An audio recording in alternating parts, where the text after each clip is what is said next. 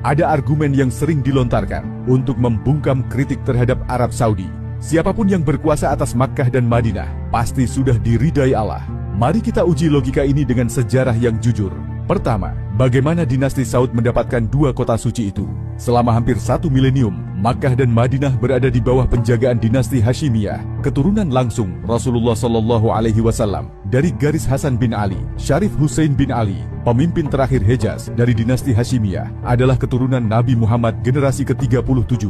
Pada Agustus 1924, Ibn Saud melancarkan invasi militer ke Hejaz. Makkah jatuh tanpa perlawanan, berarti pada 13 Oktober 1924, Syarif Hussein terpaksa turun takhta dan meninggalkan Hejaz untuk tidak pernah kembali lagi. Ia bahkan tidak diizinkan dikuburkan di Makkah, sebagaimana tradisi para syarif sebelumnya, karena Ibn Saud menolak memberinya izin. Jadi kota suci itu direbut melalui pedang dan invasi, bukan diserahkan atas dasar kemuliaan atau legitimasi agama. Jika argumennya adalah siapa yang berkuasa pasti diridai Allah, maka logika yang sama seharusnya berlaku untuk semua penguasa Makkah sebelumnya, termasuk dinasti Hashimiyah yang merupakan keturunan Nabi itu sendiri. Kedua, apa yang berubah setelah Saudi berkuasa? Sebelum Saudi, Hejaz adalah wilayah yang terbuka. Semua mazhab Islam bebas dipelajari dan diamalkan di sana. Kongres Islam yang diselenggarakan Syarif Hussein pada 1924 bahkan dihadiri oleh Muslim Sunni dan Syiah, sekaligus salah satu kongres Islam paling inklusif dalam sejarah modern.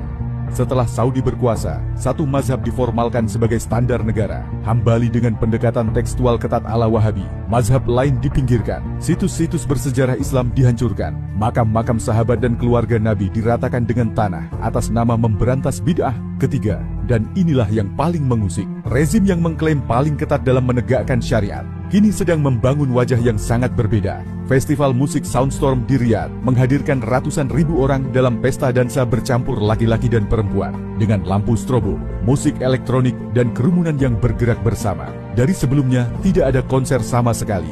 Kini Saudi menggelar lebih dari 5.000 acara hiburan setiap tahun.